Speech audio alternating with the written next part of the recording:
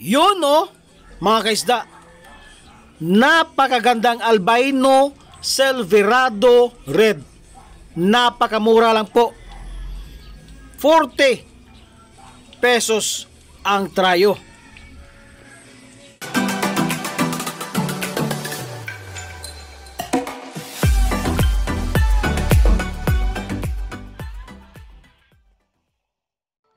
Good day mga kaisda. Good day sa ating lahat. So, magandang araw mga kaisda. Napakagandang sikat ng araw.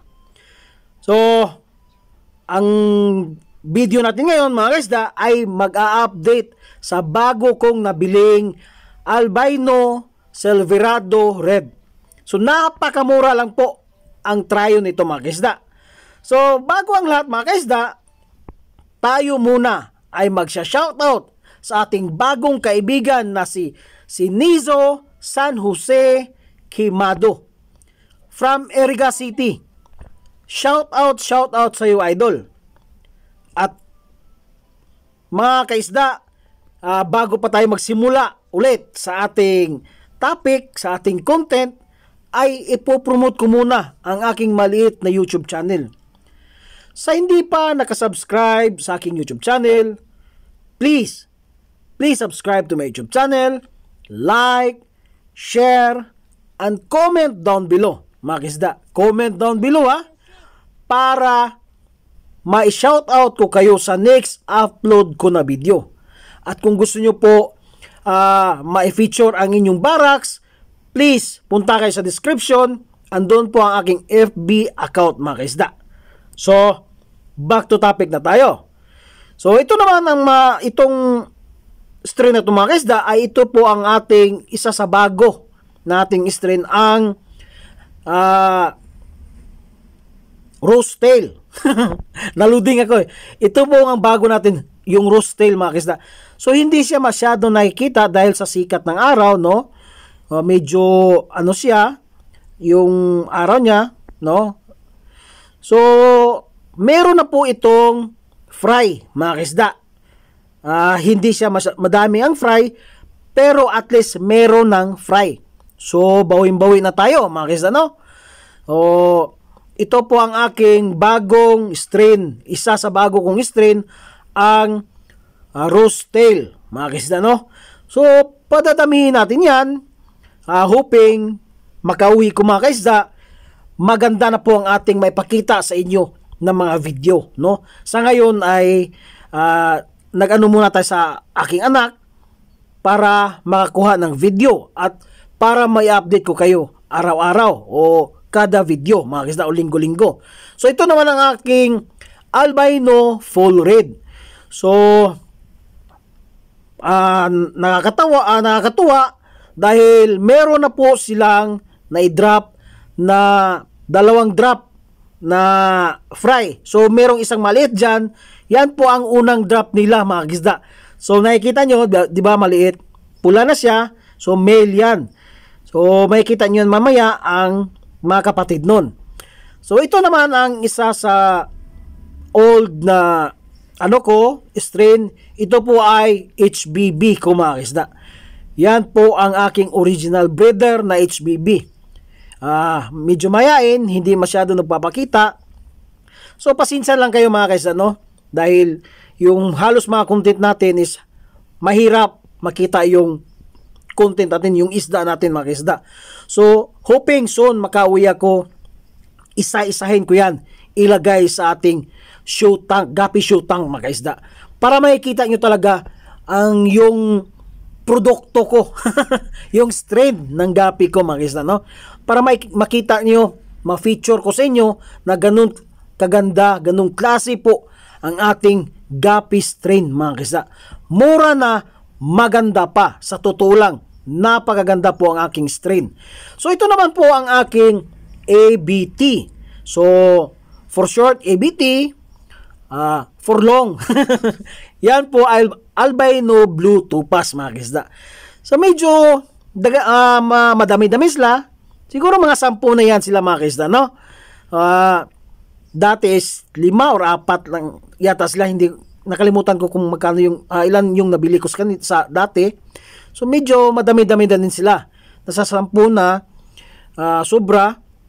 Kaya mas padadamihin natin kasi itong klase parang napabayaan na siya, pero magandang klase po siya mga kaisda. Dahil ang mga kapatid niyan, mga linya na strain niya ay nananalo sa Gapi Show. Di ba? Padadamihin natin yun mga kaisda.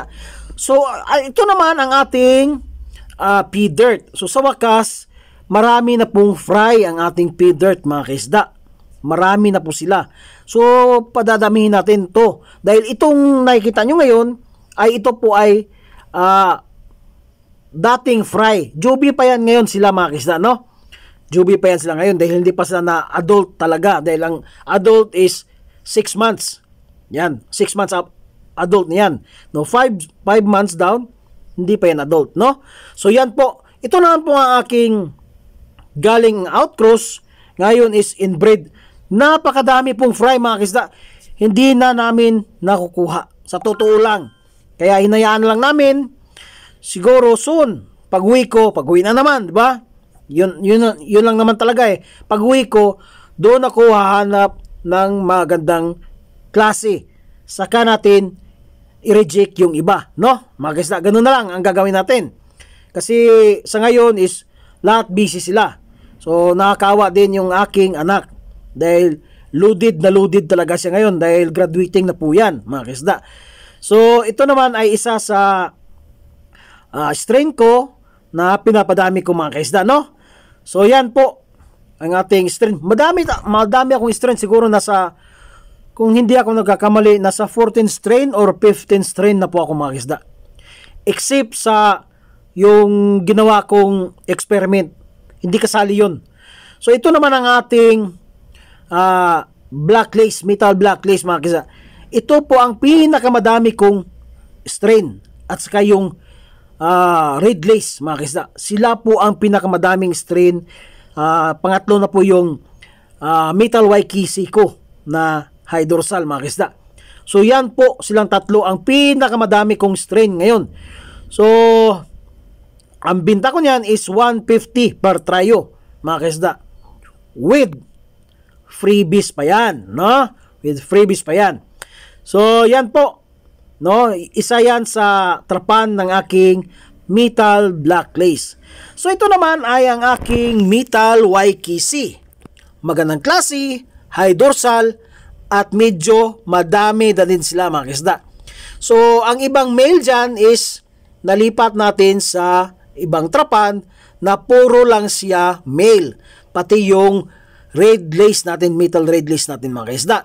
So meron pang mga ibang male dito, hindi na nakuha nga kasi medyo busy at loaded yung anak ko, lalo na yung misis ko.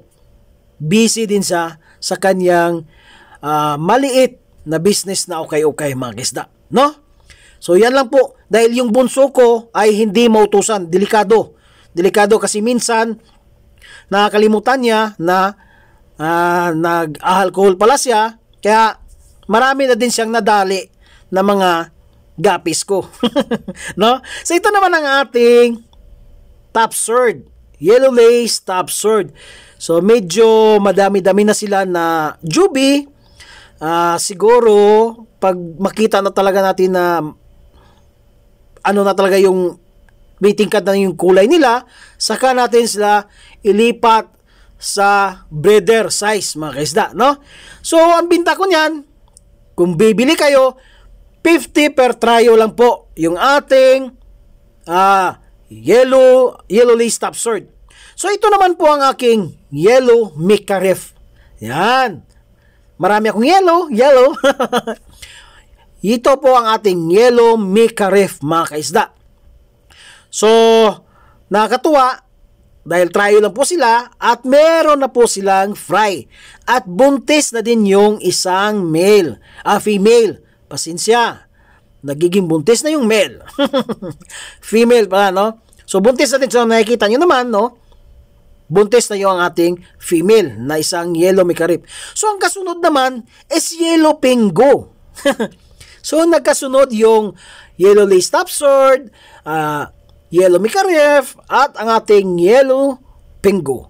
So, meron na din silang fry at madaming fry, mga kisda. Hindi namin kinuha, hinayaan lang namin dyan na lumaki at dumami sila, mga kisda, no?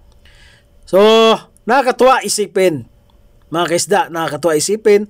At ito, mga kisda, nung unang bili ko niyan is 100 per tryo, mga kisda. Ngayon, nako, napakamura, 70 yung tryo. At ito naman, mga kisda, ito yung bago kong biling albino silverado red. So, magandang klase po yan. Bumili tayo ng 4 na tryo, mga kisda. May isang freebies yan, isa lang ang binigay, no? Pero magtataka kayo kung magkano ang tryo niyan. Ang tryo po niyan, mga kaisda, ay 40 per tryo. Pero naunahan ako niyan sa nagbinta niyan sa akin ngayon, no? Naunahan ako dahil yung may-ari niyan, madami po yan, mga kaisda. Bininta na lang po, niya lang po ng 100 yung isang tab, no? Sobrang dami, mga kisda. Nag-send yung may-ari niyan sa akin sa messenger ko, hindi ko nabasa agad. Naunahan ako, kaya yung bumili din, nag-PM sa akin, bininta niya sa akin din. So, nalaman ko na siya pala nakabili. Ibinta sana niya sa akin na medyo may kamahalan konti, pero alam ko na galing dun sa ibang ano niya, dahil wholesaler siya. Sabi ko, yan po ang 30 per tryo, nakita ko yan at sinend yan sa akin, mga kisda. Sabi niya, sige, sabi ko, okay lang sa'yo na 40 per tryo, bibili ako ng 4. So pumayag siya, hinatid niya sa bahay. So gusto na din na bumili ng aking Gapikoy, mga kisda. Kaso hindi muna ako magre-release sa aking Platinum Gapikoy, mga kisda, dahil konti pa lang sila, no? Pero magandang klase po yun, mga kisda, no? So ito na yan ngayon, mga kisda, yung ating albino platinum red. Albino silverado red. platinum tuloy, no? So ito na po ngayon. So padadamihin natin yan, mga kisda, dahil yung ibang female dyan is buntis, no? At palalagyan natin ng halaman para may mataguan yung ating fry at hindi makain, mga kisda. So andyan na naman yung salaring aso. Madami na po yung nasaging lagayan ng isda. Madami na ding napatay yung isda na yan, no? So ito naman ang aking mix. Mix. Ito po yung aking mga kisda, from outcross to inbreed. Ito yung resulta sa inbreed. Kaso nga lang is alanganin ako. So meron akong kinuhang 3 male dyan, mga kisda. Yung double sword, 2 double sword at isang top sword. Yellow lace siya. Pero yung pagka yellow lace niya, meron na siyang halong kulay pula, mga kisda. So tinitingnan ko lang, nilagay ko po yon sa loob ng bahay, no? So ito yung isa sa from outcross to inbred, mga kisda. So patadaminan 2 trapan yan at sa isang guppy show. Yung ating ganyang klase, mga kisda, guppy show tank. So yung inaabangan ko, yung andon sa guppy shoe tank, mga kisda, yun talaga ang inaabangan kong anong resulta nun, no? Dahil yun ang napakagandang klase. Dahil bottom sword siya, magandang pagka-bottom sword, saka yung female natin is pulang-pula yung buntot. So ito naman po ang aking HBB, mga kisda. So ibibinta ko yan from 80 to 60 na lang. 60 per tryo, mga kisda. HBB ko, adult size na, pwede nyong kunin sa amin. Ibinta ko yan sa inyo lahat. 60 per tryo, mga kisda.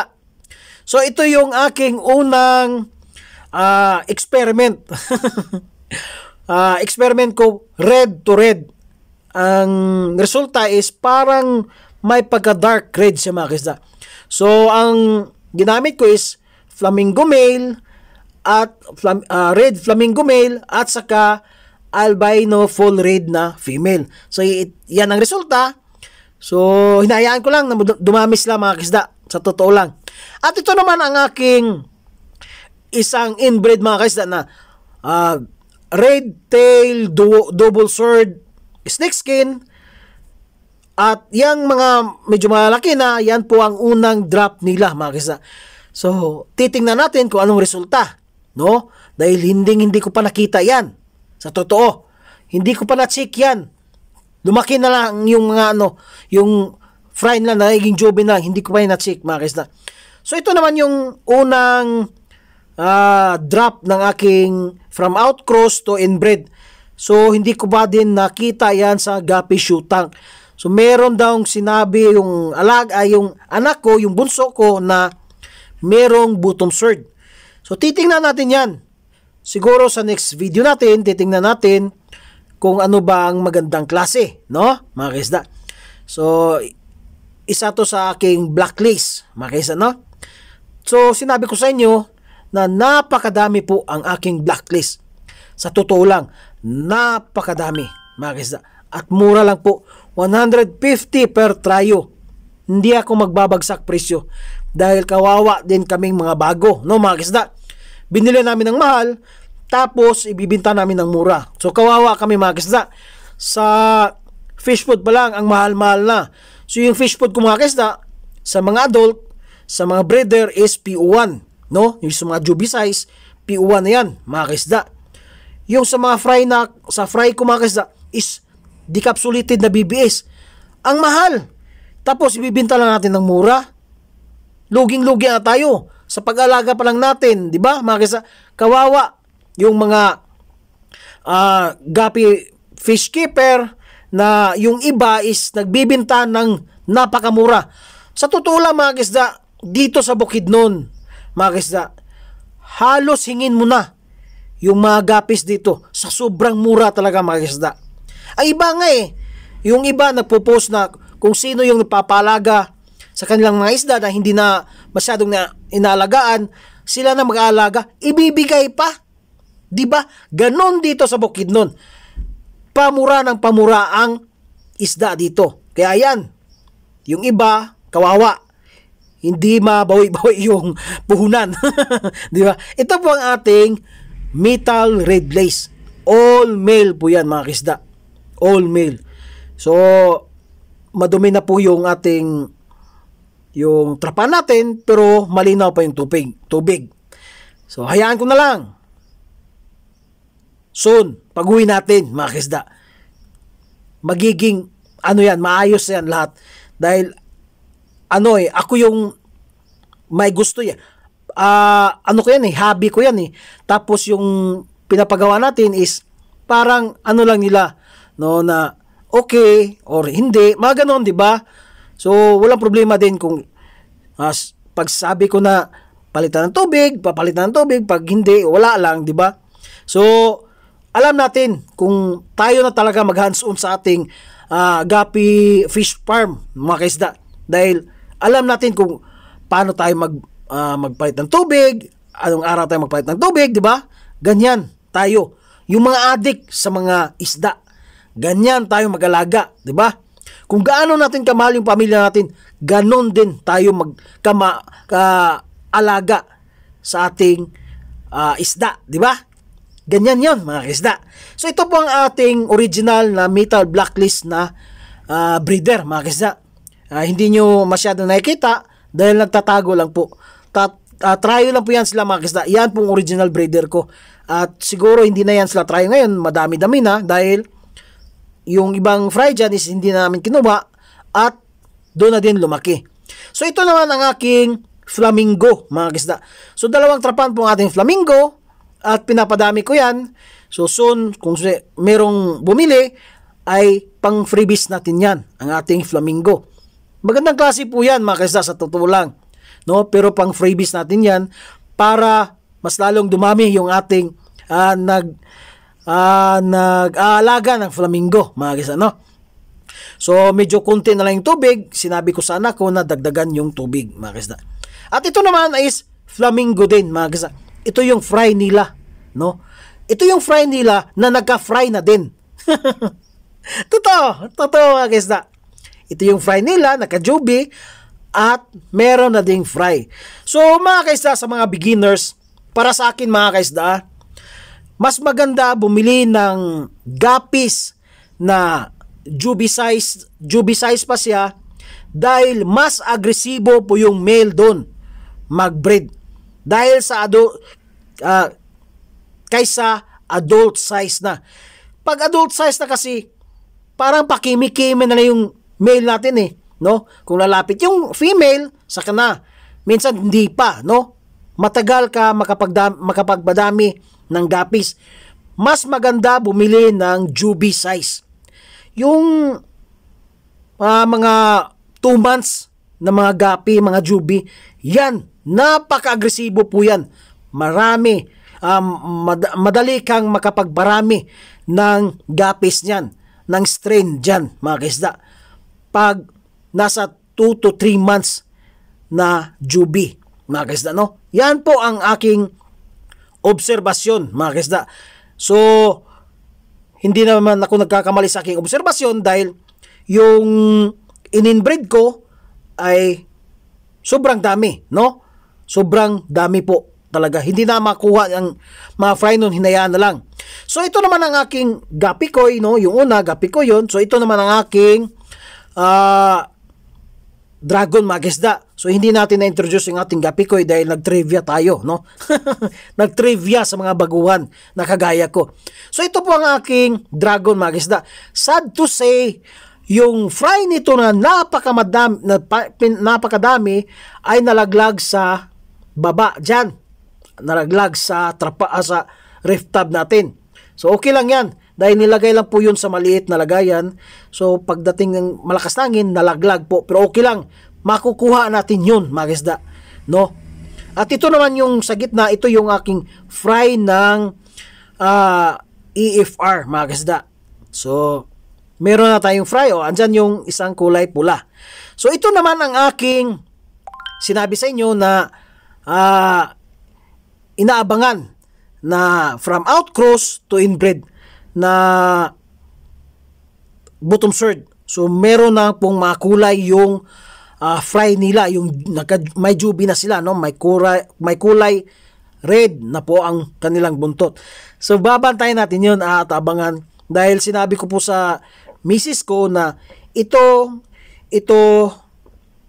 gapi ko, fry ko ay papalitan ng tubig at yung 3 gapi shoe tank papalitan ng tubig at pabidyohan natin bukas. Soon, mga kisda, no? At yung video na yan, makikita nyo yan sa next upload ko, mga kisda.